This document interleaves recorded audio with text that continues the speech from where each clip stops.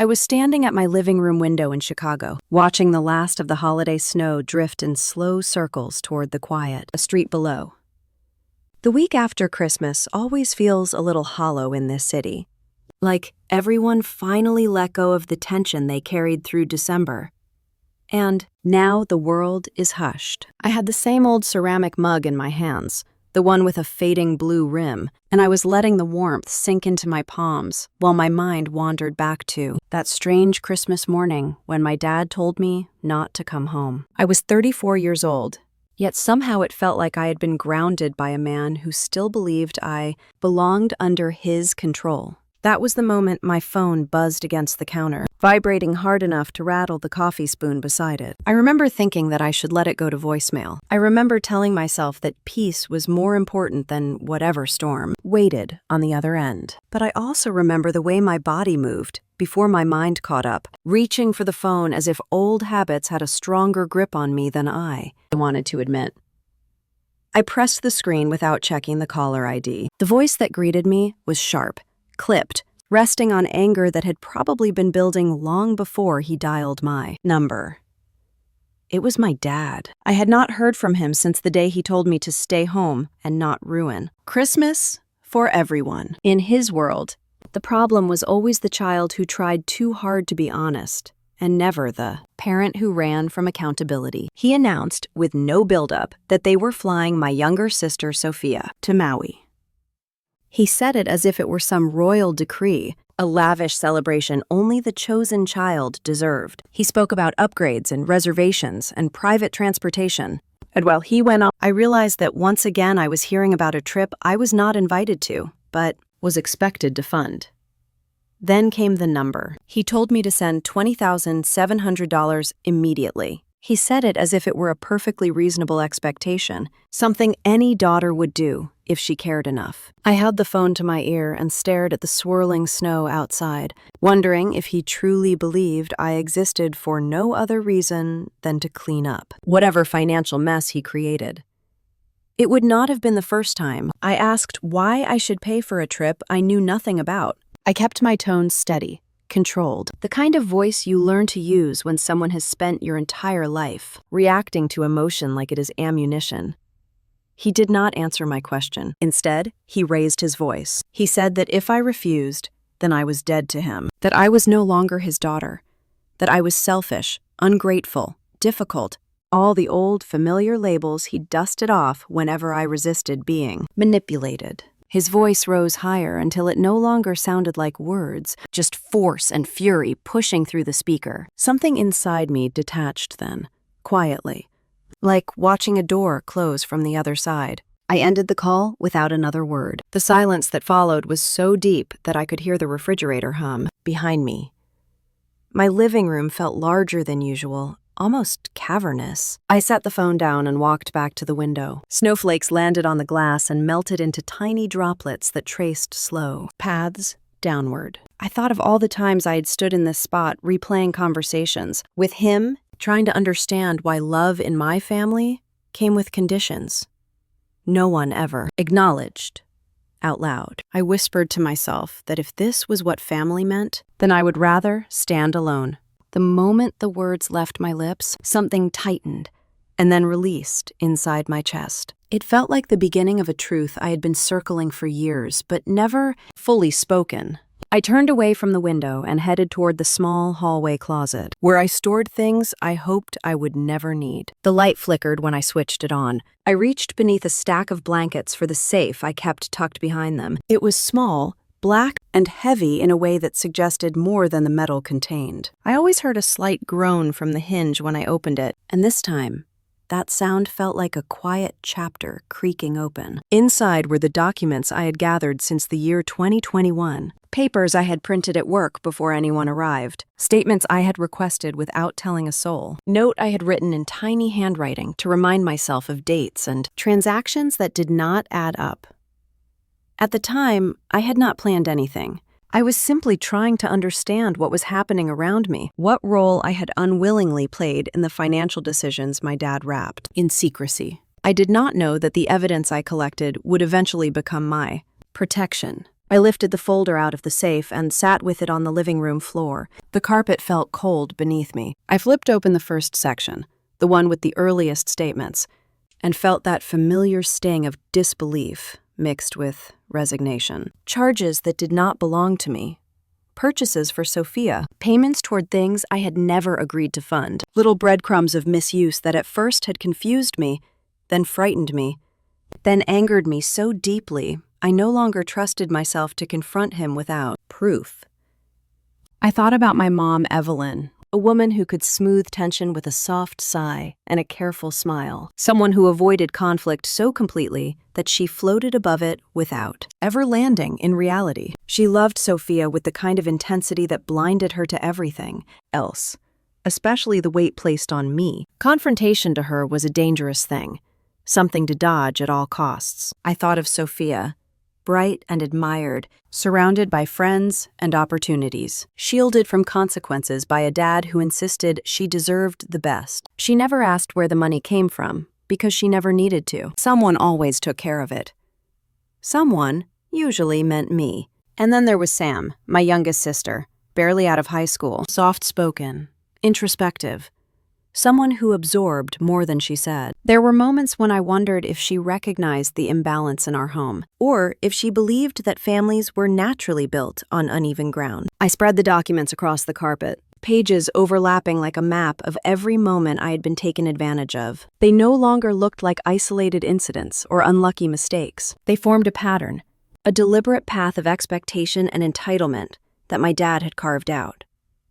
Over years, trusting that I would never challenge him. Outside, the snow continued to fall, heavy now, turning the street into a white blur. My apartment felt warm and solid around me, and for the first time in a long while, I felt safe enough to see things clearly. I took a deep breath, steady and full, and thought about everything ahead of me. This was not about destroying my family. It was about stepping out of the role they had assigned me without my permission. People talk about self-respect like it is a lesson learned in a single moment. But what I felt that night was built slowly, shaped by years of quiet bruises on the heart. I gathered the papers into a neat stack and returned them to the folder. My hands were steady. My pulse was calm. I knew that what happened next would change everything. But for the first time in my life, that did not frighten me. It felt like the natural consequence of finally choosing myself after spending decades choosing everyone else. If you have ever been treated like an outsider in your own family, or if you have ever carried burdens no one thanked you for, then I hope you stay with me. I promise this story goes somewhere unexpected, somewhere honest, somewhere freeing. And I would love to know where you are as you listen, because when this all began, I was just a woman on a living room floor with a mug of cold coffee and a stack of truths I could no longer ignore. I stood, closed the closet, and looked once more at the city, breathing beneath the snow. Everything was quiet. But it was not the suffocating quiet of being silenced. It was the quiet before a step forward. The quiet before a door opens. That was the night everything began. I closed the closet door and let the quiet settle again. But my mind was already drifting back to the year everything first cracked open. It was strange how a single night in the present could pull up memories I had spent 3 years keeping in careful order, like files I never meant to open unless I absolutely had to. The truth was that none of what happened this week had come out of nowhere. My family thought I floated through life, naive and obedient, but they never understood how closely I watched the things they assumed I would never question. Back in 2021, I was sitting at my kitchen table on a warm August evening when I first noticed something odd. I had paid a few bills earlier that morning and, without thinking, logged into my Wells Fargo account after work, just to check my balance. It was a habit I had picked up in my 20s, something about wanting to feel in control of at least one corner of my life. There was a tab I almost never clicked, the one for linked credit accounts. That night, for some reason I still cannot explain, I clicked it. A new card appeared under my name. I blinked at it, assuming it was an error, but it was not an error. It was active. It carried a balance. And the purchases were recent. I remembered sitting perfectly still, staring at the screen while my stomach tightened like someone was twisting it, slowly, with their fist. I scrolled through the charges. Some were small, scattered, easy to overlook. Then, I saw the larger ones. Tuition payments for something labeled Advanced Modeling Workshop. Airline tickets from Chicago to Honolulu with 2 names attached, Sophia and someone named Lindsay. And then a transfer I did not understand at all. A payment to Parker Financial with my name attached. I leaned back and let the chair creak under me. I knew instantly who had done it. I also knew exactly how it would play out if I confronted them. David would deny it. Mom would smooth it over. Sophia would laugh it off. And I would be pushed back into the corner where I had always been expected to stay. The quiet one. The dependable one. The daughter who never caused trouble, no matter how much trouble others caused. Her. Instead of reacting, I opened a new folder on my laptop. I saved every screenshot, every monthly statement, every confirmation number. I printed the pages and placed them in a drawer with a stack of blank envelopes. I labeled nothing, wanting it to look harmless if anyone ever found it. But I memorized every page. As the weeks went on, the pattern became unmistakable. Sophia enrolled in another course. More tickets, more purchases, more money pulled from things that bore my name but never passed through my hands. The charges added up with a kind of shameless confidence, like the person spending the money believed the world existed to cushion her desires. I watched how Mom reacted whenever I asked casual questions about Sophia. She would smile with a softness she never used with Sam or me. She described Sophia as gifted and luminous and deserving, words that never found their way toward the rest of us. If I asked about expenses, she waved them aside, as if talking about money cheapened the love she wanted to believe our family had. If I asked about fairness, she changed the subject. Meanwhile, Sam grew quieter. She had always been gentle, someone whose presence felt like a soft blanket on a cold day. But during that year, she retreated further into her room, her books, her silence. She did not complain, not even when Sophia was celebrated for things Sam actually worked harder at. Mom rarely noticed the way Sam shrank into the background. Dad never did. One afternoon that fall, while sipping lukewarm coffee at my desk after a long marketing meeting, I ordered my full credit report. The email arrived within minutes. I opened it without much thought, expecting the same card I had already found, maybe 2 at most. There were 3 credit cards under my name. 3. 2 of them had been opened the same month. 1 linked to the modeling program. 1 linked to airline purchase after airline purchase. 1 tied to something else entirely. An open line linked to Parker Financial again. I clicked through the details, my heart thudding harder with each new page. The charges for Sophia were bad enough, but the last entry made me sit forward sharply. It was a business loan listing me as co-signer. A loan I had never agreed to.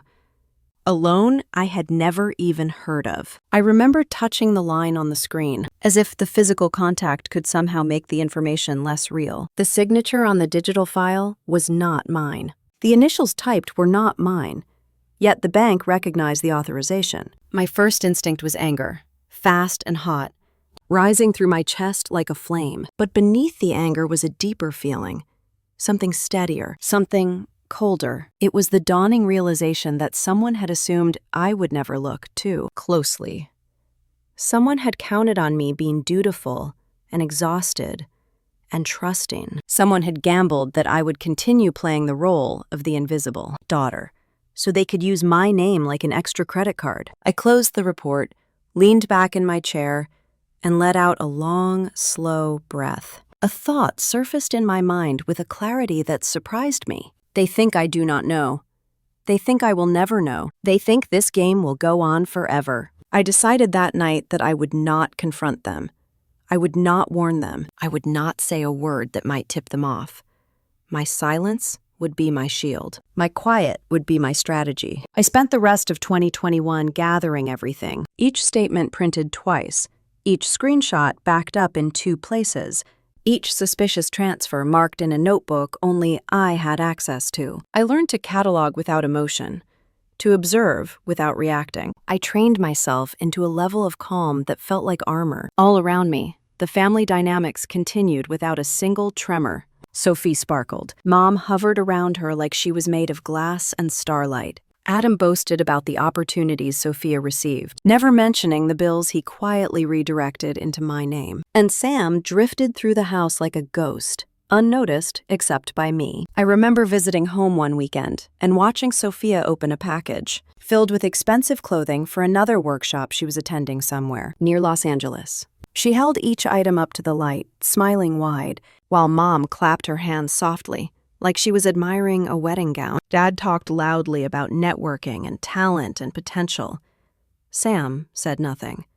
I sat in the corner of the room, sipping lukewarm tea, and felt the weight of all the secrets I carried. It was strange how heavy silence could be. It felt as though I was always half holding my breath, waiting for the moment when someone would realize I knew too much. But no one looked my way long enough to see the change in me. On my drive back to Chicago that night, I replayed every moment from the previous months, somewhere between Milwaukee and Kenosha. As the highway stretched long and dark in front of me, I had the first quiet spark of a thought that would grow into something far larger.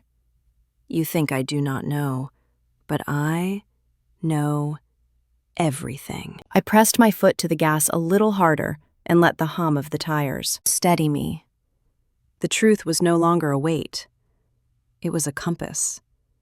It was direction. It was proof that when the day came, I would not be caught off guard. I would not be the unprepared daughter my dad always assumed I was. I would be ready. And that readiness was beginning to take shape in ways even I did not fully understand yet. I think a part of me had always known the day would come when I would stop, quietly collecting, and start acting. It did not arrive as some dramatic moment with thunder and shouting. It came in small nudges, in tired mornings and long evenings, and in the way my chest felt heavier every time I saw my name tied to something I had not chosen. The morning after that call from my dad, I woke up earlier than usual. The winter light in Chicago was pale and soft, early stretching across my bedroom floor. For a moment, lying there under the blanket, I thought maybe I had dreamed it all. Then I reached for my phone and saw the missed calls, the angry voicemail icons, and I knew it was real. I showered, dressed, and made coffee in a kind of automatic rhythm, the way you do when your body knows the steps better than your mind. But beneath that routine, there was a new layer, something sharper and more focused. As the coffee machine hummed, I pulled my laptop onto the kitchen counter and opened the folder where I kept all my digital copies. I scrolled through years of statements, snap-oats of my life and my family's choices laid out in numbers and dates. I organized them into subfolders, labeled in ways that would make sense to someone who had never met me. Personal accounts, unauthorized credit cards, travel charges, modeling programs, transfers to Parker Financial, the business loan with my name as co-signer. By the time I finished, the sun had climbed higher, though the sky still looked like blank paper. I checked the time and then opened another tab. I searched for an attorney in Chicago who specialized in both consumer protection and business issues. I did not want someone who would see this only as a family dispute. I needed someone who understood financial boundaries and what happened when they were ignored. That is how I found Ethan Clark. His office was in a building just off the river, one of those glass and steel towers that always seem a little colder than the rest of the city. I called, half expecting to be pushed weeks out, but the receptionist said they had a cancellation for that afternoon. I took it, grabbed my folder from the safe, and left the apartment with my heart pounding a little faster than usual. The train ride downtown felt different that day. I watched people around me staring at their phones, reading, dozing, and I wondered how many of them were carrying quiet burdens like mine. How many had stories they never told because they were afraid no one would believe them. When my stop came, I stepped off into the cold air and walked toward the building with a kind of steady determination I had not felt in a long time. Ethan's office was on one of the higher floors. The waiting area smelled like coffee and printer ink. Framed degrees lined the wall behind the receptionist, and the chairs were the kind that tried to be comfortable but never quite managed it. My hands were wrapped tightly around the folder by the time his door opened, and he appeared.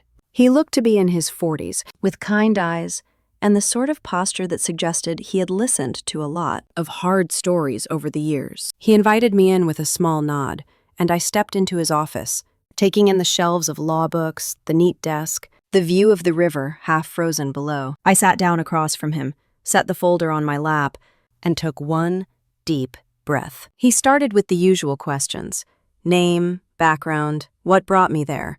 I told him that my name was Aya, that I worked in marketing, that I lived in the city, and that my family was involved with a company called Parker Financial. Then I told him that for several years, my name and my social security number had been used in ways I had not consented to.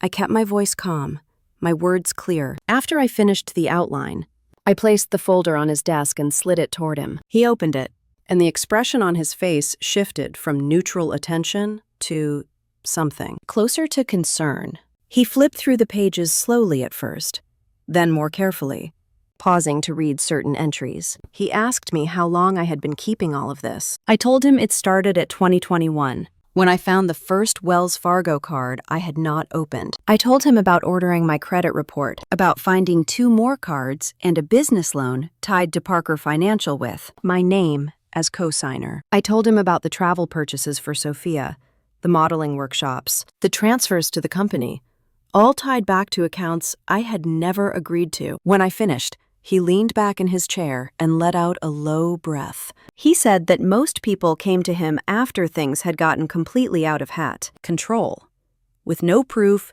no paperwork, no timeline. He said that what I had done, keeping track, organizing, printing, and saving, was one of the smartest things he had seen in a long time. Hearing that did something quiet inside me. For so many years, my family had made me feel like I was difficult, dramatic, and unreasonable. And now, in this small office overlooking a frozen river, someone finally told me that I had been wise. We went over the situation step by step, in terms I could understand. He explained that the first thing we needed to do was protect me, my credit, my record, my name. He suggested a credit freeze with the major bureaus, so no one could open anything new under my information. He said we should file formal identity fraud reports about the cards and the loan I had never signed for. Then we talked about the bank that issued the business loan for Parker Financial, the one where my name appeared as co-signer. He pointed out the signature line and asked if I had ever written my name that way. I shook my head. He nodded like he had expected that answer. He said we would need to contact the bank directly, send them copies of my actual signature, my identification, and a statement that I had not authorized that loan. He mentioned that the bank would likely open an investigation into how that paperwork had been approved. He told me not to be surprised if things got noisy after that. The more he talked, the more I realized the shape of what my dad had been doing. This was not a one-time mistake. This was a pattern, a habit of crossing lines that did not belong to him. The realization hurt and relieved me at the same time. Hurt, because it confirmed what I had feared. Relieved, because I finally knew I was not imagining it. We discussed withdrawing my name from any authorization tied to the loan, making it clear that I would not be responsible for payments, defaults, or any fallout.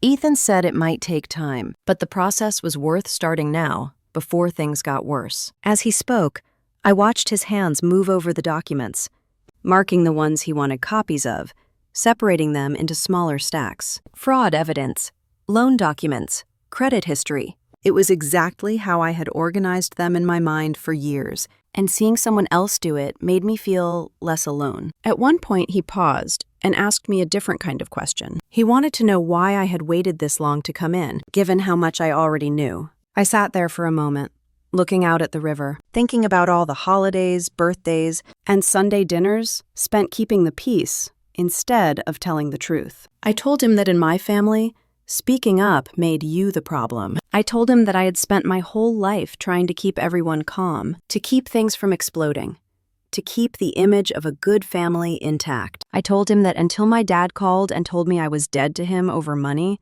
he had no right to demand. I had still believed there was a chance things might get better on their own. He listened without interrupting, then said gently that families like mine were exactly why he did what he did. He said this was not about punishing anyone. It was about drawing a line around my life and saying, this is where you stop. We spent the next hour setting things in motion. He dictated notes to his assistant in another room, asking for fraud report forms, bank contact information, and templates for letters that would go out under my name. I signed the documents that were truly mine to sign. We drafted a statement for the bank that explained my lack of consent regarding the business loan, By the time I left his office, the winter light was already fading outside. The receptionist gave me a small stack of copied papers in a plain folder, more for my records than anything else. I stepped out into the cold air and pulled my coat tighter around me. On the train ride home, my phone buzzed repeatedly with messages from numbers I recognized and some I did not. I turned it face down on my lap and watched my reflection in the dark window. Instead, I saw a woman who was tired, but not broken. I saw someone who had stopped waiting for permission to protect herself. When I got back to my apartment, I took off my coat, set my bag on the counter, and walked straight to my laptop. An email from Ethan was already waiting. He had forwarded the response from the bank that held the Parker Financial loan. It was a short message acknowledging receipt of my claim and indicating that the account in question had, in their words, been under internal review for approximately 2 years due to unusual activity. I stared at that one sentence for a long time. Under internal review for approximately 2 years. So it was not just me. It was not all in my head. The bank had seen something off long before I ever walked into that office. I felt no surprise, only a slow confirmation of what I had been sensing in my bones. My dad was not just bending rules, he was breaking them. Over and over, in ways that had finally caught someone else's attention. I opened my banking app and looked at the balance in my checking account. The numbers stared back at me, solid and real. I thought of the last words my dad had thrown at me, the threat, the attempt to make me feel small and guilty for not handing over $1,700 on command. I moved that exact amount into a new savings account I had opened quietly, months before, one I had named in my head but never labeled on any official form. Freedom Fund. That is what I called it when I thought about my future. Money meant for my life, my safety, my choices. Not for chaos, not for cover-ups, not for funding trips that doubled as distractions from bad decisions. As I watched the transfer complete, a calm settled over me. I was not hiding. I was not sneaking. I was choosing to invest in myself rather than in a system that had taken from me for years without remorse. Outside my window, the snow had started again, light and steady. The city glowed softly under the streetlights. I stood there for a moment, feeling the floor firm under my feet, my own breath steady in my chest. I had taken the first real step, and there was no going back now. When I woke the next morning, the apartment felt unnaturally still, like the quiet you feel right before a storm reaches the windows. I made coffee, stood barefoot in my kitchen, and stared at the dark surface of the lake outside my window. The world looked unchanged, but something around me, something in me, had shifted. I could feel it in that subtle tightness behind my ribs, the one that told me I had crossed a line I would never uncross. My phone lit up on the counter. Then it lit up again. The vibration rattled against the granite. I let it ring. I knew the pattern well enough to guess who it was. First my dad, then my mom, then Sophia. I had already blocked all 3 numbers the night before, a small act that felt like placing a thick door between me and the chaos I had grown up inside. But people like them always found another way through. Within 10 minutes, my work phone began to buzz. I stared at it for a long second, then walked over and let it go to voicemail. It buzzed again almost immediately. And again. Finally, out of sheer annoyance more than curiosity, I stepped into my office and pressed the voicemail button. My dad's voice came through the speaker in a low, tight rasp. He sounded enraged, but underneath the rage was something I had rarely heard from him. A tremble, not of sadness, of fear. He said that he knew what I had done. He said that the bank was calling him, asking questions about signatures and authorizations. He said that his business partners were nervous now, and that if anything happened to his company, it would be on me. He said that I needed to call him back immediately before I made things worse. He tried to coat his voice in authority, but I heard the cracks. It was the sound of a man who built an entire kingdom on sand and could suddenly feel the ocean rising. I deleted the voicemail. I returned to my coffee, though by then it had grown cold. I warmed it in the microwave, leaning against the counter while the machine hummed. For a moment, I let myself imagine that this was just another morning in my life, that I was simply going about my routine without the complicated weight of family stretched across my thoughts. but the truth sat with me like a shadow. They were unraveling, and for the first time, I was not stepping in to fix anything. When I checked my email, I saw a message from Sophia. The subject line was all capital letters. Her words were sharp, written with the kind of self-righteousness that came effortlessly to her. She demanded to know what I had done to cause the bank to call Dad. She said that he was stressed and not sleeping, that Mom was crying, that the Maui trip might be ruined, and that if I cared at all about the family, I would stop whatever game I was playing. It struck me how quickly their narrative formed. I was always the problem, even when all I had done was refuse to fund a vacation and protect my own financial life. They did not ask what happened. They did not ask if I was all right. They did not ask if I needed anything. They only asked what I had done to inconvenience them. Another message arrived less than 5 minutes later. This one, from Mom. Her email was long and winding, full of phrases I had heard many times. She wrote about family unity and sacrifices and disappointment. She wrote that times were tough for my dad and that I should be more understanding. She wrote that Sophia had so much pressure on her lately and that I should not add to her stress. She wrote that I was being dramatic and unkind by blocking them, as if blocking their numbers was an act of cruelty instead of an act of survival. She ended the message by saying she hoped I would come to my senses. I closed the email without replying. The rest of the morning moved slowly. I could feel the tension tightening around the edges of my day. It was like waiting for glass to break, knowing it would happen, not knowing when.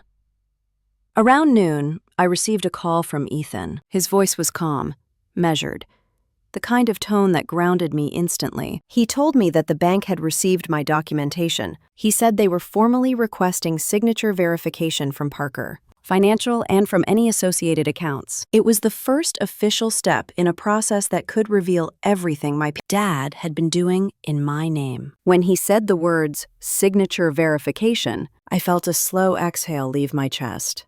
This was not vengeance. This was accountability. And accountability often looked like a mirror someone had avoided for years. After I hung up, I sat for a long moment at my desk. The office around me hummed with the usual background noise. People chatting in the hallway, typing, phones ringing. Everything in the world looked ordinary, but my life had taken a turn so sharp that the ordinary felt unreal. That was when the email notification appeared on my screen. Wells Fargo account alert.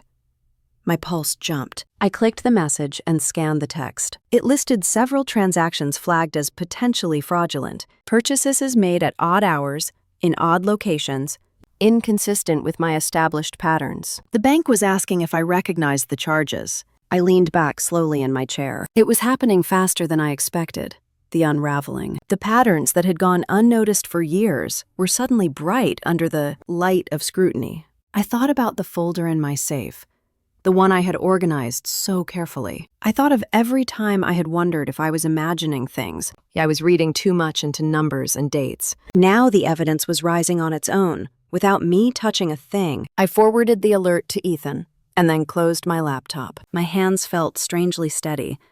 My heartbeat had slowed. A quiet truth rose in my mind. I did not start this fire. I simply stepped back and let them hold their own match. I walked to the window and looked out at the lake again. The afternoon light had deepened, turned the water into a dark sheet flecked with silver. A few runners moved along the shoreline path, bundled against the cold. Life was happening everywhere, effortlessly. And here I was, finally watching my own life from a place of clarity instead of confusion. Behind me, my work phone buzzed again. I let it buzz. For the first time in years, I felt something like space open around me. Space that did not belong to anyone else's expectations or demands. It felt like the start of something. Not dramatic, not flashy, just a quiet shift toward freedom. I knew the next few days would bring more noise from my family, more accusations, more attempts to pull me back into a role I no longer played. But standing by the window, watching the winter light dim, I felt strangely ready. Ready for whatever came next. The next came faster than I expected. By midweek, Chicago felt even colder than usual. The kind of cold that pressed against the windows and slipped through the seams of your coat. I curled my hands around a mug of herbal tea at my desk, trying to focus on my latest campaign notes, when a news alert flashed across the corner of my screen. Parker Financial Leadership facing internal review. I froze, staring at the headline. It was from a small business journal, the kind of publication that picked up rumors early and confirmed them later. I clicked the link. The article was vague, only a few paragraphs, but the words were unmistakable. Questions regarding recent financial activity. Partners requesting documentation. Concerns over unauthorized transactions. I leaned back slowly. Parker Financial was my dad's pride, his fortress, the thing he pointed to whenever he wanted to justify his temper or his decisions. Seeing it listed publicly as unstable felt surreal, like watching a crack form in a stone I had always assumed unbreakable. My office phone rang before I even finished reading the article. I let it ring twice before answering, expecting a client. Instead, Mom's voice came through, thinner than I had ever heard it. She did not sound angry this time. She sounded terrified. "Aya, what did you do? Your dad is out of his mind. He says the bank contacted his partners. He says they are watching him. What did you send them?"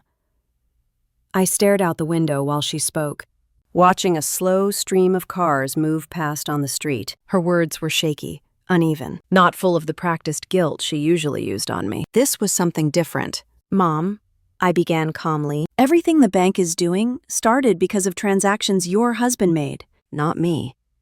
She inhaled sharply. "That is not what he said. He said you triggered something. He said you were trying to destroy him." I rubbed my forehead with my free hand. I could almost picture her standing in the kitchen back home, one hand on the counter, one hand clutching her phone, her eyes darting toward my dad, who was probably pacing like a caged animal. "Mom, everything happening now began long before I touched anything. The bank saw it. The partners saw it. I only reported what was done using my name." She grew quiet for a moment. When she spoke again, her voice trembled. "Your dad said the company could fall apart over this. Do you understand what that means? Do you understand what people will think?" A long silence stretched between us. I looked down at the Wells Fargo alert still open on my laptop. The flagged transactions, the warnings. The truth was right there, and yet she still wanted me to protect the illusion. I finally said softly, "Mom, this was already happening. You just did not see it." She ended the call without responding. I set my phone down and took a slow breath. I did not feel triumphant. I felt a hollow ache in my ribs, like the ghost of something old and familiar, finally letting go. The chaos did not stop there. That afternoon, I received an email from Sophia, not angry this time, confused, panicked. She wrote that Dad was not answering her questions, that he shut himself in his home office and refused to talk. She said Mom was frantically calling accountants she barely knew. She said Sam looked scared when she passed him in the hallway, like she sensed something no one would say out loud. I pictured Sam's wide eyes, the way she absorbed everything around her. Growing up, she always seemed to understand more than she let on, sensing tension before anyone acknowledged it. I wondered what this unraveling looked like from her perspective, watching the people she trusted fall apart without explanation. My workday blurred into evening. When I finally gathered my things to go home, the office hallway lights felt too bright, too sterile. I stepped into the elevator and kept my mind steady, refusing to spiral. As I walked toward the exit, the receptionist called my name. She looked uncertain, glancing toward the lobby. "Someone is here asking for you." My heart tightened. I stepped through the glass doors and froze. Mom stood in the lobby. She was still wearing her winter coat, her hair slightly out of place, her face pale in a way I had not seen since childhood. When she spotted me, she rushed forward, her voice cracking before she even formed full words. "Aya, please tell me you can undo this. Tell me you can retract whatever you filed. Tell me the bank will stop asking questions if you explain that this was just a misunderstanding." Her hands trembled as she held them out like she expected me to catch them, steady them, rescue them, the same way she always wanted me to rescue peace when Dad erupted at home. I took a slow breath and kept my voice quiet but firm. "Mom, I did not accuse anyone. I did not file charges. I only reported accounts opened with my name. The rest is between Dad and the bank." She shook her head hard, her voice breaking into small pieces. "You do not understand. Your dad cannot handle this kind of pressure. The partners are threatening to pull out. They are asking for audits. He says this is going to ruin everything." I felt a sharp tug inside, an old instinct to step in, smooth things over, be the daughter who fixed what others broke. But those instincts had kept me trapped for decades, and I was not stepping back into that role. "Mom," I said gently, "I am not responsible for the mistakes he made." She stared at me with wide, wounded eyes, as if hearing that truth was a betrayal, instead of simple reality. "You always were the strong one," she whispered. "You could have helped him." I met her gaze and let the full truth settle between us. I did not burn anything down.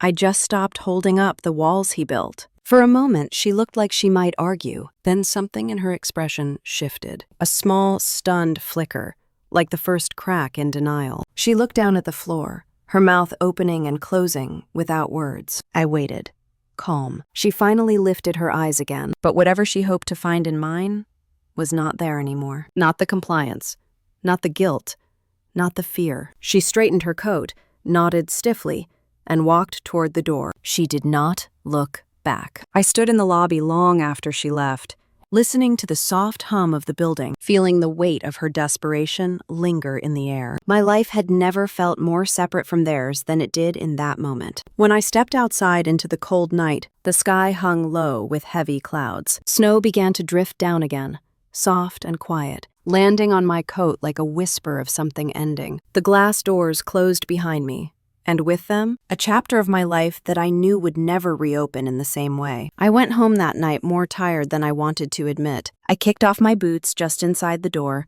hung my coat on the hook, and stood there in the entryway for a long moment, listening to the hum of the heater and the faint traffic sounds from the street below.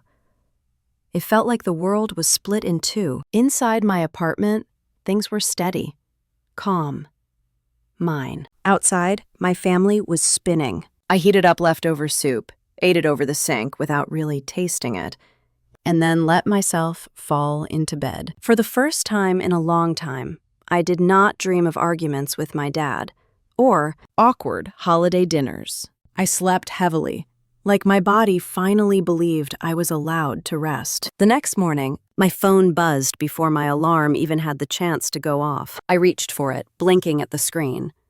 Unknown number. Normally, that would have sent a small jolt of anxiety through me, but this time, I just watched it ring until it stopped. A minute later, it buzzed again, this time with a text. It was Sophia. She had somehow found a way around being blocked by calling and texting from a different number. The message was shorter than her usual dramatic paragraphs. It said she needed to talk to me and that it could not be at home. She asked if I would meet her somewhere in the city, somewhere neutral. I lay there staring at the message, trying to read between the lines. Sophia never used the word neutral. That word belonged to therapy sessions and custody agreements, not to my sister, who had always believed the world bent around her. Something in her tone was cracked in a way I did not recognize. I typed back the name of a small coffee shop near the river that I liked, just a few blocks from my office. Quiet. No one from my family knew it. She answered within seconds. She would take an early flight and be there by late afternoon. The day at work passed in a haze of meetings and half-finished emails. I sat through a strategy session, nodded in the right places, and made notes. On the surface, I was the same marketing manager I had always been. Inside, it felt like I had a second life running parallel, one that had nothing to do with sales projections or campaign timelines. By the time I walked to the coffee shop, the winter sky had dimmed to that flat gray that always makes Chicago feel like a photograph of itself. The bell over the door chimed softly when I stepped inside. The place smelled like roasted beans and cinnamon. A few people sat hunched over laptops, headphones in, worlds away. I ordered tea and chose a table near the back, where I could see both the entrance and the street. My heart beat a little faster with each person who walked in, then slowed again when they turned out to be strangers. Finally, the door opened, and my sister stepped inside. Sophia looked smaller than I remembered. which was strange because she had always carried herself like she took up more space than anyone else in the room. Her usually polished hair was pulled into a messy knot. There were faint shadows under her eyes. When she saw me, she hesitated, like she was not entirely sure I would stay. She walked over and sat down without hugging me. That alone told me how rattled she was. For a moment, we just looked at each other, taking in the changes time and distance and truth had carved into our faces. She spoke first. Her voice was softer than I had heard it in years. "I do not even know where to start," she said, looking down at her hands. "I feel like someone took my whole life and shook it." I let her talk. She told me about the last few days in that big house back in the suburbs. She said Dad had been stalking around, snapping at everyone, taking calls behind closed doors, yelling into his phone at people she had never heard of. She said Mom had stopped cooking, stopped tidying, stopped pretending. She just wandered from room to room, talked to herself about lawyers and reputations. I asked about Sam and saw something flicker in Sophia's eyes. "Sam is scared," she admitted. "She hears everything. Nobody talks to her like an adult. But she still knows when things are wrong." The way she said it made me wonder if she finally realized she had been one of the people who talked around Sam instead of to her. Then Sophia looked up at me. There was something raw in her expression, a mixture of guilt and confusion. "I need to ask you something," she said, "and I need you to tell me the truth, even if it hurts." I nodded. "Go ahead." She took a deep breath like a swimmer about to dive into cold water. "Has Dad been doing this to you for years?" she asked. "Using you, your name, your accounts?" The question was simple. The weight behind it was not. I could have softened the answer. I could have told her it was complicated, but I was done cushioning the truth. "Yes," I said. "For years." Her shoulders sagged. She stared at the table for a long moment. Then she asked what exactly that meant. So I told her. I told her about the first time in 2021 when I saw that Wells Fargo credit card I had not opened. I told her about ordering my credit report and finding 2 more cards, all under my name, all carrying charges I had not made. I told her about the tuition payments labeled Advanced Modeling Workshop, the travel costs for flights to Hawaii and California, the luxury clothing stores, the hotel stays. I watched her face as I spoke, the way confusion shifted to disbelief, the way disbelief slowly morphed into recognition. Deep down, I think she had always known that opportunities did not fall from the sky. Someone had to pay for them. She just never asked who. I told her about the business loan tied to Parker Financial. I described sitting at my kitchen table, staring at a signature that was supposed to be mine, but was not. I explained how that one line on that one document had changed the way I saw everything that followed. She brought her hand to her mouth as if she could push her reaction back in. "David put your name on a loan," she whispered, without asking. "How is that even possible?"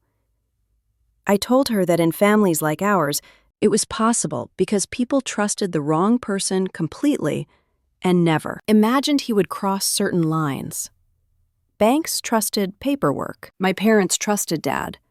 And until I saw the evidence, I had trusted them all. I could feel the anger rising off her like heat, but it was not aimed at me. For once, it was aimed at the person who deserved it. She pressed her palms flat on the table.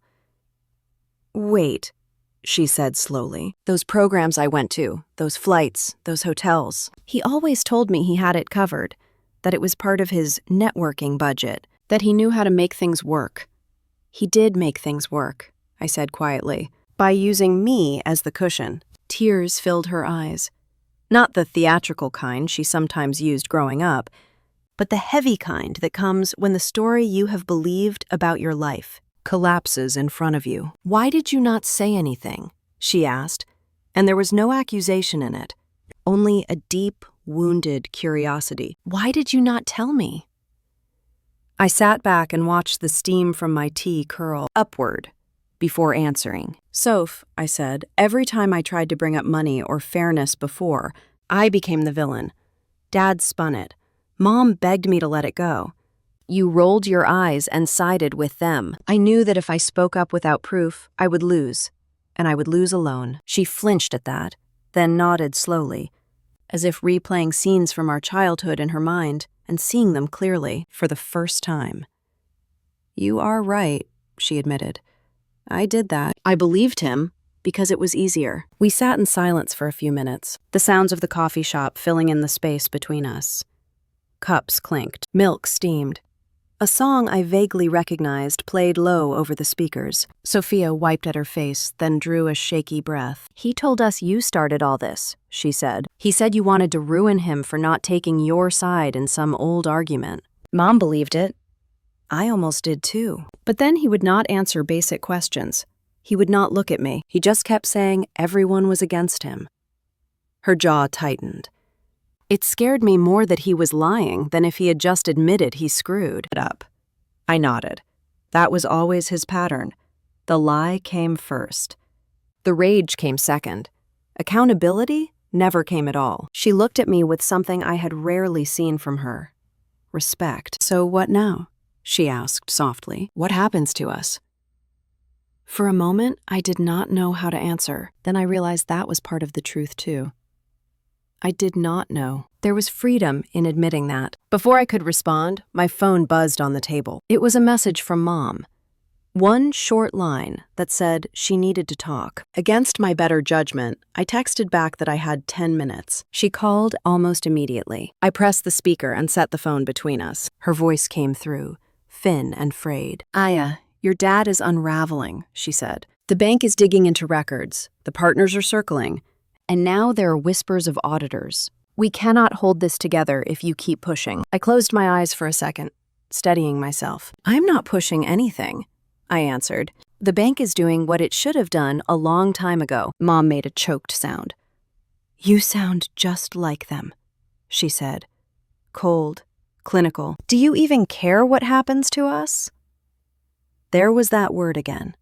Us, as if I was not part of the family years before this moment. She rushed on before I could respond, her nerves spilling out into half-formed thoughts. "All of this could make the other situation blow up too," she said. "What if they start looking at the money that went to that woman in San Diego? What if her landlord talks? What if the kids ask questions?" The words hung in the air like smoke. Across the table, Sophia's head snapped up. Her eyes widened. She mouthed "San Diego" at me, her lips forming the words without sound. I felt a calm settle over me, the kind that comes when something you have carried alone for years is finally dragged into the light. I spoke into the phone, my voice even. "Mom," I said, "I have known about the woman in San Diego since 2020. I saw the transfer records. I saw the photos. None of that is my mess to clean up." For a long moment, there was only silence on the line. Then Mom whispered a faint, "Oh," and hung up. The call disconnected. The coffee shop noise faded into the background. For a second, it felt like time had paused. Sophia stared at me as if I had just told her the sky was not really blue. "What do you mean?" she said finally, her voice rough. "What a woman. What kids?" I looked at her and saw the girl she used to be. The one who believed our dad walked on water, standing side by side with the woman she was now, confronting the truth that he had been standing on everyone else's shoulders, just to keep his image above water. The family we grew up in had always felt off balance. That day in the coffee shop, I watched the illusion finally start to crack. When I left Sophia, the sky over Chicago had turned the soft, bruised color it gets right before dusk.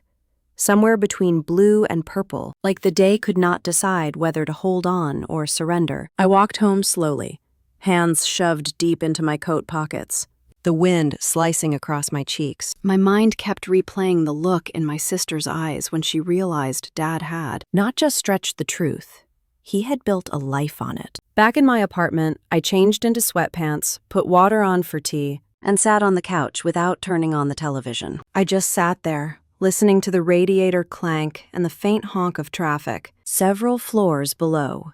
It felt like the whole world had shifted a few inches to the left, and I was still trying to regain my balance. I knew I had crossed a line that could not be crossed back. I had gone from silence to action, from observation to exposure. When you do that with people who are used to controlling the narrative, there is always a moment when they strike. It came later that night. My phone, the one I used for personal calls, lit up with a number I did not recognize. Out-of-state area code, but my gut knew exactly where it was from. My dad had run out of known numbers to use, so now he was borrowing others. For a second, my thumb hovered over the reject button. Then something steadier inside me whispered that this was the very moment I had been preparing for. Not to argue, not to explain, to witness. I opened my voice memo app and pressed record. The red bar slid across the screen. I let the call ring twice more, then answered and put it on speaker, setting the phone gently on the coffee table in front of me. I did not say hello. I let him speak first. His voice crashed into the room, loud and feral. There was no greeting, no pretense. He launched straight into accusations, his words tumbling over each other. He said I had betrayed him, betrayed the family, betrayed the company that fed us. He said I had aligned myself with the bank, with his enemies, with people who wanted to tear him down. I sat back against the couch, folded my hands in my lap, and focused on breathing evenly through my nose. I wanted my voice, when I finally used it, to be steady.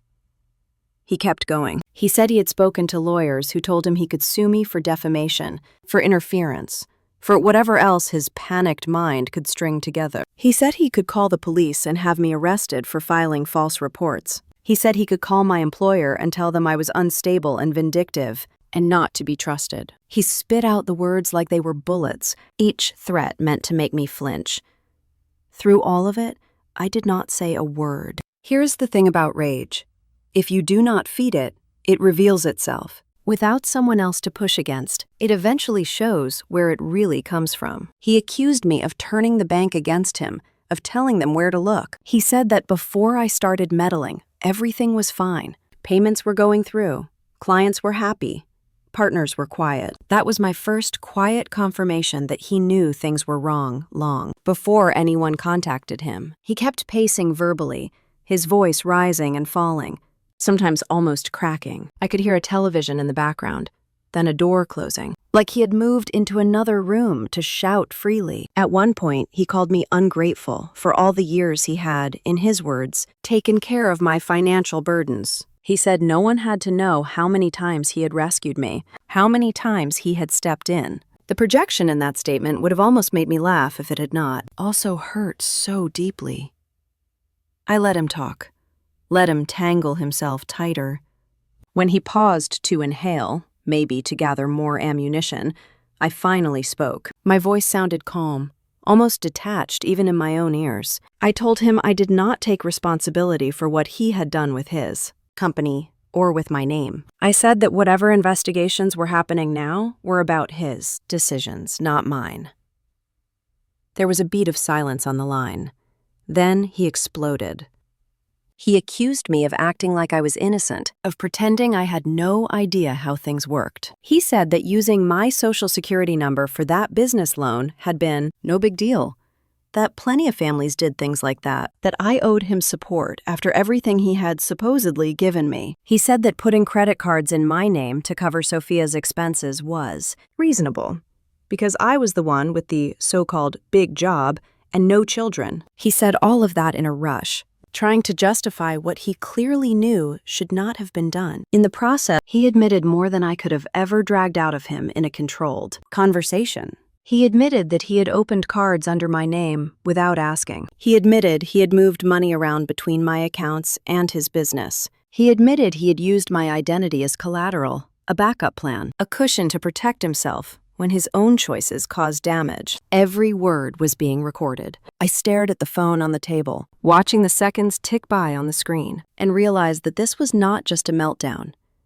This was evidence. Raw, unfiltered, coming straight from the source. He circled back to the same threats, promising that if I did not contact the bank and withdraw my fraud reports, he would make sure I regretted it for the rest of my life. He said no one would believe me over him, that I would look like the bitter daughter trying to destroy her dad's legacy. Once upon a time, those words would have worked. They would have sent me scrambling to fix everything, to apologize for upsetting him, to smooth over his mess like it was mine. But that night, sitting in my quiet Chicago apartment with the snow starting to fall again, outside, they landed differently. He was not just trying to scare me, he was trying to rewrite reality, and I no longer lived in the version of reality he controlled. I let him repeat himself until his voice began to tire, the heat fading into a hoarse, strained sound. Then I told him, in that same steady tone, that I would not be changing anything. I said again that whatever the bank and his partners were doing now was between them and the paperwork he had signed. He cursed, a sound full of frustrated fury, then hung up on me. The line went dead. The apartment fell back into its soft, ambient hum. Outside, the snow brushed against the windows like quiet fingers. I sat there for a moment without moving, my heart pounding, not from fear, but from the adrenaline that always rushes in after surviving something intense. Then I reached for the phone, stopped the recording, and saved the file. I listened to a few seconds of it, just enough to confirm that his voice had come through clearly. The sound of him naming what he had done, insisting it was fine, blaming me anyway. My own voice near the middle, quiet and firm, drawing a line that had been missing from our relationship my entire life. Then I plugged the phone into my laptop and transferred the file. I saved it in more than one place. One on my computer, one in a secure cloud folder, one on a small flash drive I kept in the same safe as my printed documents. I dated the file in the name, added a few brief notes about context, and closed everything. Only then did I realize my hands were shaking, not from regret, from the weight of what had just shifted. For the first time, I had proof that did not rely on my memory or my interpretation. I had his own voice, his own words, telling a story he would never have admitted if he thought anyone else was really listening. The next morning, I forwarded the audio file to Ethan with a short email explaining when the call had taken place. I told him my dad had contacted me again through a different number and that I had recorded the conversation for my own safety. It did not take long for Ethan to respond. He wrote back that the recording could be incredibly important if my dad followed through on any of his threats. He said that the way my dad had described using my accounts and my social security number lined up with the documents the bank was now reviewing. He reminded me not to engage directly with any further accusations, to let him handle any formal communication. Reading his message, a strange sort of relief washed over me.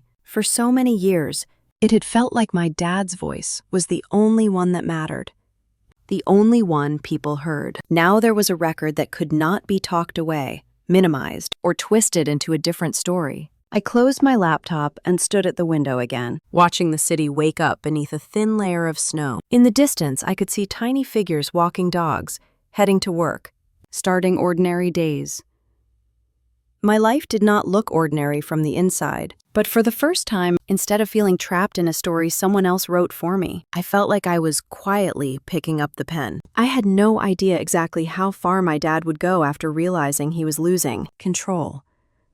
I only knew that this time, whatever he tried, I was not unprotected. I had my own shields now. His own confession sat on my computer, clear and undeniable. I was not afraid to use it if I had to. For the next day or two, the city felt strangely quiet, as if even Chicago was holding its breath with me. I worked, cooked, walked to the corner store for groceries, kept my headphones in while listening to calming music. I tried to keep my body moving so my mind did not get stuck replaying my dad's voice. But even with all that, I could feel the shift in the air. Something in my family had cracked open, and there was no putting it back. On the third morning, as I was locking my apartment door before heading to work, my phone vibrated. The screen showed one word: Sam. She rarely texted me first. When she did, it was usually a small hello or something funny she wanted to share. This message was different. It said only one sentence: "How did you get out from under him?" I froze in the hallway, keys still in my hand.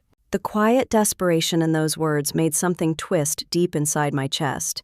I leaned against the wall and typed back gently, asking if she was safe and where she was. She replied that she was home, but hiding in her room, and she asked if I could meet her somewhere away from the house. I told her to meet me at Lincoln Park, near the pond, a place she used to love when she was younger. She sent back a small yes, and I knew she was already on her way. I changed directions, headed toward the train instead of the office, and let my manager know I was taking a personal day. When I got to the park, the wind was cold, but the sun had broken through the clouds, scattering light across the frozen water. I spotted Sam sitting on a bench near the path, hugging her knees to her chest. She looked so much older than the last time I saw her, and yet so heartbreakingly young at the same time. When she saw me, she stood up quickly, her eyes wide and glassy, like she had been holding her breath for days. She walked toward me with small, hesitant steps, and then she stopped a few feet away. Her voice was quiet and shaky when she spoke. "I do not know what to do anymore," she said.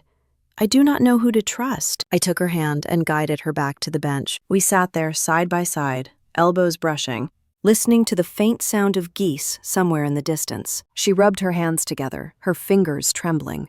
"Dad is yelling all the time now," she whispered. "Mom keeps telling him to calm down, but then she turns around and cries in the laundry room so he does not see. Sophia keeps calling me, asking if I knew anything, but I do not even know what she means. And Lindsay keeps telling me I have to stick with them, no matter what. She said you are destroying the family, and if I talk to you, I am taking side." She paused and wiped her cheek with her sleeve. "I am scared all the time, Aya."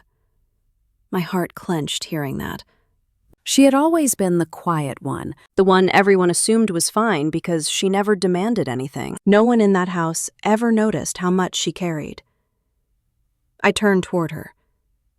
"Sam," I said softly, "breathe. I am here. You are not alone." She nodded, but her shoulders still shook. After a moment, she asked again, "How did you get away from him? How did you stop him from controlling everything you did?" I let the question sit for a moment. Then I answered honestly. I stopped believing the story he told about who I was, and I stopped letting him decide what I owed him. She stared at her shoes like she was trying to understand what that meant for her. I told her the truth, piece by piece. I explained that my dad used money as a weapon, as leverage, as a way to keep people dependent on him. I told her that once I realized that, I started separating myself slowly. Small steps at first, then bigger ones. She listened carefully, absorbing every word like she was anchoring herself to a safer world. I asked if she had her own bank account. She shook her head. "Dad checks everything," she said. "He signs all the forms. Mom says it is easier that way." I told her the first thing she needed was a private account in her own name, with a bank Dad could not access. I mentioned a credit union nearby, a quiet place without ties to Parker Financial. Her face tensed in worry, but I reassured her that teenagers opened accounts every day without anyone questioning it. Next, I told her to change her email passwords and phone passcodes, not because she had secrets, but because privacy was not a luxury in our family.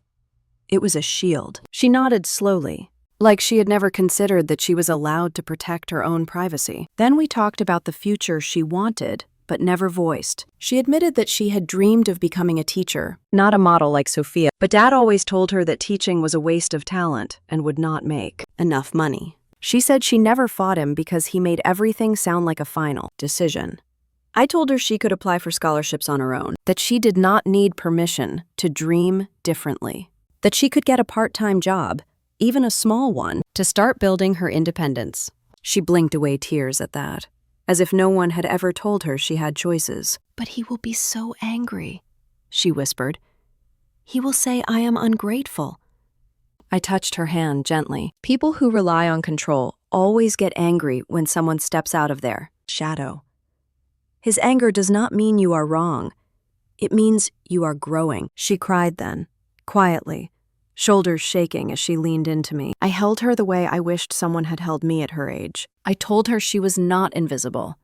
I told her she mattered. I told her that being quiet did not mean she was weak. It meant she had survived in a place that rewarded silence more than honesty. After a long time, she sat up and wiped her face again. "I am not going to Maui," she said, her voice steadier than I expected. "Not with them.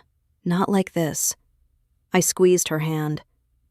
"I am proud of you," I said. A small, fragile smile crossed her lips. We stayed on that bench until the sun dipped lower, painting long shadows across the park. When it was time for her to leave, I walked her to the bus stop. Before stepping on, she turned and looked at me with fierce determination in her eyes. "Thank you for seeing me," she said. When the bus pulled away, I stood there watching it disappear down the street, feeling something warm settling in my chest. I had not saved my family. I was not trying to, but I had given Sam something she deserved a long time ago.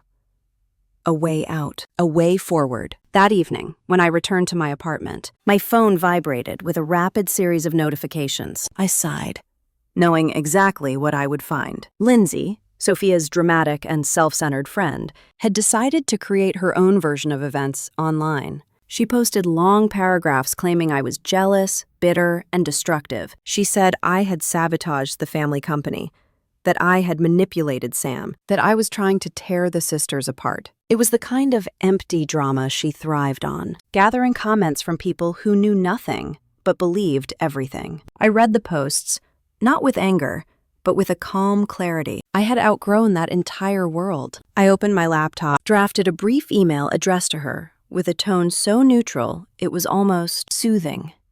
I explained that her posts were defamatory, that she was repeating false information about private financial matters, and that any further statements could result in legal consequences. I signed it simply with my full name, and the note that a copy of the email had been saved for documentation. I pressed send. 10 minutes later, every one of her posts vanished from the internet. She did not message me. She did not apologize. She simply erased the evidence of her impulsive cruelty, the way people do when they realize they have stepped into something far bigger than they expected. I closed my computer and turned off the lights in the apartment. The city glowed through my windows, a soft reflection of everything shifting in my life. I was not trying to hold anyone together anymore. Not my dad, not Mom, not Sophia. Not the illusion of a family built on fragile stories. I had chosen someone else to protect. Sam. And for the first time in years, that choice felt right. I stood there for a long moment in the quiet, letting the stillness settle. I knew more storms were coming. My dad would not disappear quietly. My mom would cling to her denial. The company would crack further. But something important had changed. Sam was no longer trapped in the dark with them. And I was no longer alone. The strange thing about real change is that it does not always arrive with shouting or doors slamming. Sometimes it comes as a series of small notifications and quiet conversations that slowly add up to something that cannot be undone. It started with an envelope. A few weeks after Sam told our parents she was not going to Maui, after Lindsay deleted her online drama, after my dad stopped calling for a while, I came home from work and found a thick letter in my mailbox. The return address was from a government office. My stomach gave that familiar, uneasy twist, but this time it was not fear for myself. It was recognition. Inside was a formal notice addressed to me as an individual and as someone, previously tied to Parker Financial. The language was dense and official, but the meaning was clear. The Internal Revenue Service had opened a full investigation into the company's financial records. Attached was a separate page confirming that my prior report of unauthorized use of my information was on file, and that, based on their findings so far, I was being treated as a victim, not as a participant. I stood in my kitchen reading the letter 3 times, feeling each word land. There it was, in plain language. The accounts were no longer just under review. The government had stepped fully into the picture. Later that week, I heard about the next development from Ethan. He called me on a Thursday afternoon while I was between meetings. His voice sounded steady, but there was a heaviness underneath it. He told me that the Internal Revenue Service had officially frozen the company's primary accounts. That meant no easy transfers, no quiet payments, no shuffling things around to hide holes. Everything was now pinned in place for inspection. He said that the shareholders, once content to let my dad handle the numbers on his own, were suddenly panicking. They wanted explanations, proof, leadership that did not crumble at the first sign of scrutiny. Within days, word reached me through the same business journal that had hinted at trouble before. The headline was blunt. The board of Parker Financial had voted to remove Charles Parker from his position. Effective immediately, he was no longer the man at the top of the pyramid he had spent most of his adult life climbing. I sat at my desk at work, staring at those words on the screen. Removed by his own partners, not hired and fired by some anonymous company, but pushed out by the people he had always believed he controlled. It felt surreal. it also felt inevitable. A part of me thought I would feel satisfaction, maybe even joy. Instead, what I felt most was a deep, aching sadness. He had been given every chance over the years to turn toward honesty, to make different choices, to correct course. He had chosen, again and again, to dig deeper into lies. The collapse was his, shaped by his own hands. Around the same time, the other pieces of his double life began to fall apart. Sophia called me one night from an unfamiliar number, her voice hoarse and tired. She said our dad's other family, the one I had known about for years but never exposed, had finally learned the truth about the money. The woman in San Diego had discovered that the rent payments and gifts and private school tuition for her children were coming from business accounts and credit lines that were now under investigation. She packed up, Sophia said, took the kids and left their house by the bay. She told him not to contact them until he figured out how to live honestly. And even then, she could not promise she would let him back into their lives. Listening to my sister, I pictured that woman, standing in a kitchen like Mom's, but in another state, realizing that everything she had been given came with hidden strings. I imagined the children hearing raised voices for the first time, watching boxes being filled, sensing that the steady world around them was not steady at all. My dad had spent so long juggling two households, two sets of expectations, two versions of the truth. Now both of them had started to crumble in his hands. In the middle of all this, Mom made a decision I never thought she would make. I got the news in an email, not a call.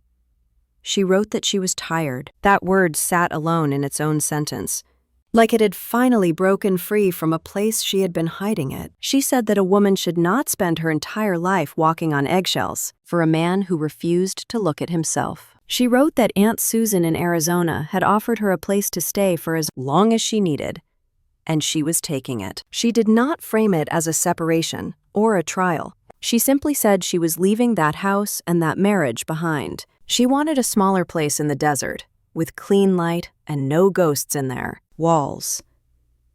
She wanted to volunteer at a community center near Aunt Susan, maybe help kids with reading. She wanted, for the first time in decades, to wake up without wondering whether her husband would erupt before breakfast. There was a part of me that wanted to ask, why now? Why not years ago, when the signs were already there? But another part of me, the part that knew how hard it was to step out of a role you had played your whole life, understood that leaving at all was an act of courage. Sam updated me in a late-night call a few days later. She said the house felt hollow. Dad wandered from room to room, snapping at shadows, blaming everyone but himself. Mom's clothes were gone from their closet. The framed photos from their trips were stacked in boxes by the door. Papers lay scattered on his desk, reminders of lawyers and audits and appointments he no longer controlled. In the middle of this, Sam had quietly done something for herself. She had applied to the School of Education at a state university and gotten in. Her voice brightened when she told me. She said she had read the acceptance email 3 times just to believe it was real. She would be studying to become an elementary school teacher, living on campus housing, meeting with an advisor who encouraged her to follow her own path. The modeling portfolio Dad had once memorized meant nothing there. What mattered was her desire to work with kids, to help them feel seen in a way she often had not. I sat on my couch with the phone pressed to my ear and let her talk about orientation and dorm assignments and class schedules. I could hear the hope in her words, fragile and bright. She was stepping out of the script he had written for her and picking up a pen of her own. Through all of this, my dad stayed oddly silent toward me. No more calls, no more voicemails, no more threats. For a while, it was like he had erased me from his reality completely, as if ignoring me might somehow undo the chain of events already in motion. Then, one afternoon, an email arrived. The sender's name made my stomach clench. I had not seen his name in my inbox since before he told me I was dead to him. For a moment, I considered deleting it without reading. Curiosity clawed at me, but instinct whispered that no good would come from giving his words more space in my mind. In the end, I did not open it fully. I only let my eyes skim the preview line. It was a single sentence. He wrote that everything that had happened was my fault. Not his decisions, not his secret accounts, not his forged signatures, not his lies to partners and clients and 2 families. In his mind, it all narrowed down to one simple cause. Me, the daughter who refused to keep carrying the weight of his choices. I stared at that sentence for a slow, measured moment. Then I clicked delete. The message vanished from my screen, taking with it the last little hook he might have used to pull me back into his story. Inside my head, a quiet thought formed. Not bitter, just true. I did not cause his collapse. I simply stopped acting as the rotten beam that kept his structure standing. The days that followed felt lighter, in a way that is hard to explain. The external situation was serious. Investigations do not end quickly. Reputations do not rebuild themselves overnight. My family's name in certain circles would be tied to words like audit and fraud for a long time. But inside my own life, there was a spaciousness I had never known. At work, I found myself more present. My ideas came more easily. I laughed with coworkers in the break room without feeling like I was carrying a secret storm cloud above my head. My manager mentioned in passing that I seemed more grounded lately, more confident in my decisions. I smiled and said thank you, knowing she had no idea how much that meant. In the evenings, I talked to Sam about her dorm shopping list and course catalog. I exchanged emails with Mom, carefully and with boundaries, as she sent photos of Arizona sunsets and stories about the women she met at the community center.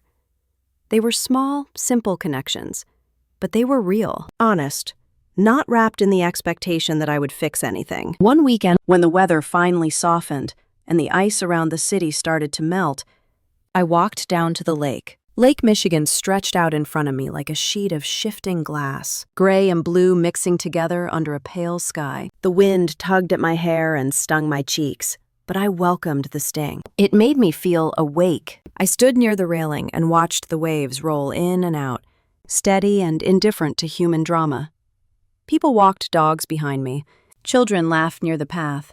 A couple took photos near the water's edge. Life moved forward, indifferent to the collapse of one man's false kingdom. I thought about the girl I used to be, the one who believed her worth was tied to how much she could endure. I thought about every time I had reached for my wallet because my dad said the family needed my help. I thought about all the years I held up the image of a successful man who secretly used the people closest to him as currency. And then I thought about the woman I had become, the one who walked into a lawyer's office with a folder of evidence she had quietly collected for years. The one who said no when her dad demanded money she did not owe. The one who watched a family structure fall apart and did not rush in to act as glue. Standing there by the lake, listening to the steady slap of water against stone, I felt a chapter close inside me. Not with fireworks or a grand announcement, just a soft, sure settling of truth. That part of my life, the part where I twisted myself into knots to be what he wanted, was over. I turned away from the water and started walking back toward the city, the tall buildings rising ahead of me like a different kind of possibility. Behind me, the waves kept moving, erasing footprints in the damp sand as if they had never been there at all. I turned away from the lake and walked back toward the city, the tall buildings rising in front of me like the outline of a life that finally belonged to me. The cold air filled my lungs, sharp and clean, and for the first time in years, I felt no weight dragging behind my steps. A full year passed after that day by the water, not quietly and not without its challenges, but with a kind of steady forward motion I had never experienced before. My life did not transform overnight. It grew into itself little by little, the way a sunrise arrives not with a shout, but with a widening of light. 3 months after everything unraveled, I was promoted to senior director at the marketing firm where I had worked for nearly a decade. My boss said I had stepped into my own voice. I knew what he meant. I was no longer trying to earn approval from people determined not to give it. My ideas came stronger, cleaner, no longer diluted by doubt. With the promotion came a raise, and with the raise came the chance to finally move into the apartment I had always dreamed of. On the north side of Chicago, up near the lake, sat a corner unit on the 19th floor with floor-to-ceiling windows and a quiet that felt almost holy to me. The first night I slept there, I lay awake staring out at the city lights and let the stillness move through me. It was not silence born from fear or tension. It was peaceful. Sam visited often. She had finished her first semester in the School of Education, with grades she was proud of. She no longer whispered when she talked about her future. She spoke with excitement, confidence, a softness that made her look like the girl she should have been all along. We ate takeout on my living room floor, laughing about college dorm life and her students in the early childhood development course. She told me she felt safe for the first time. Every time she said that, something inside me settled in a way that words cannot capture. In the summer, Mom reached out with a handwritten letter. The envelope was pale blue, the paper thick and pressed with delicate little flowers. She said living in Arizona with Aunt Susan had opened her eyes to how small her world had been for so long. She apologized, not as a plea for forgiveness, but as a woman finally understanding the cost of her silence. I read it slowly at my kitchen table, letting each sentence come to rest inside me. She did not ask for anything. She did not try to twist her regret into expectation. She simply acknowledged what she had failed to see and what she could not undo. When I wrote back, I kept my words gentle but firm. I told her I wished her well. I told her I believed people could change, but change required consistency, not just intention. We wrote back and forth for months after that. Short letters at first, then longer ones. A careful rebuild not of the mother-daughter relationship I had once wanted, but of the one we had now. Something honest. Something free of performance. As for my dad, I heard through Sam that he was living in a small condo on the edge of the B suburbs. No title. No company. No second family. Just a man left alone with the echoes of the life he had constructed out of other people's sacrifices. I felt no anger toward him by then, only a distant sadness that he had built a world so fragile it shattered them. Moment, no one was left to reinforce the walls. Sometime in early fall, I created something I had wished had existed when I was younger. A fund dedicated to women who had been financially controlled or exploited by family members. I named it quietly, anonymously, with no desire for credit. The fund provided small grants to help women open their own accounts, hire financial advisors, or simply create an emergency cushion so they would no longer feel trapped. When the first thank you letter arrived from a woman in Ohio who had used the fund to leave her brother's house after years of dependence, I sat alone in my living room and let tears fall freely. Not tears of grief, tears of release. By winter, I understood that I wanted to mark the end of this chapter with something bold, something beautiful, something that felt like my life was no longer being lived in response to someone else's chaos. I thought about Bali again, the soft beaches and the warm air, but it did not fit who I was now. I wanted something colder, wilder, untouched, so I booked a trip to Iceland. When I stepped off the plane onto the tarmac in Reykjavik, the air hit me like a clean sheet of ice. It woke every nerve in my body. The sky stretched endlessly, pale blue fading into silver. Mountains framed the horizon like ancient guardians. It felt like stepping into a place that did not care who I had been or what I had carried. It simply welcomed me as I was. I spent days driving along black sand beaches, soaking in hot springs surrounded by snow, watching waterfalls crash down cliffs with a force that made my chest tremble. The land seemed alive in a way that stripped away the last pieces of heaviness, clinging to me. On my final day, I hiked to a cliff near the southern coast. The wind was fierce, whipping my hair against my face, tugging at my jacket, pushing me forward and backward in one breath. Below me, waves crashed against dark volcanic rock, sending bursts of white foam into the air. I stood there with my boots planted firmly on the ground, the sky stretching wide above me.